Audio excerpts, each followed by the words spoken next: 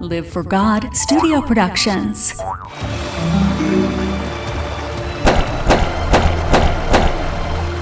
This is Living Power with Dan Hurst. One thing that we do know about God is that whether He speaks or whether He does not speak, there is a message in that. Listen to what I'm saying. Whether God speaks or whether He does not speak, there is a message in that. In Job chapter 26:14, I love this little verse because of what it implies. Listen to this. How faint the whisper we hear of Him. Who then can understand the thunder of His power? Never think that just because you are not hearing from God, that there is no message for you. God's silence is the message. Guys understand that, don't we? Because when she ain't talking to you, there is a message there. But it's similar with God. When God isn't speaking, there is also a message, but it doesn't mean He's angry. It doesn't mean He's mad. Might. But God's silence is also a message. Sometimes God's silence is His way of getting your attention. Sometimes His silence speaks volumes. Sometimes His silence is louder than the thunder. God's silence means something. But why put it in the Bible if there isn't something that we're supposed to learn from it? Well, there is something to learn from it. Something happens at that point in response to God's command to not write down what God had said. We'll pick it up in the next few verses. But the point is that when God doesn't speak, or when He quiets things, or when He seals something up, there's a reason for it. By the way, it's important, I think, to consider that it may be that God sealed it up because He wants it to even be a surprise to Satan. May not have been for us.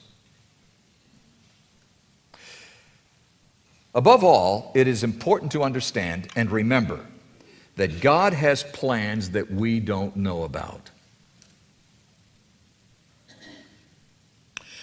And sometimes those plans involve you. See, why do you have to know everything that God is doing? You know, maybe you shouldn't know everything that God's doing. I mean, I guarantee you that if I had known some of the things that I was going to go through, I wouldn't have gone through them because I would have been disobedient to God and not done what He wanted me to do. One of those things was moving back to Kansas City from Florida. When we moved back to Kansas City from Florida, we pretty much lost everything. I lost my job, we gave up a house in Florida. We gave up everything, it seemed like. And it was miserable. It was heart-wrenching. It was just, there wasn't, only fathers can understand this. The fear and the pain and the hurt and the anger of sitting there with your 3 little children not being able to really provide for them the way they need to be provided for. That just takes your manhood away. And it was a miserable time.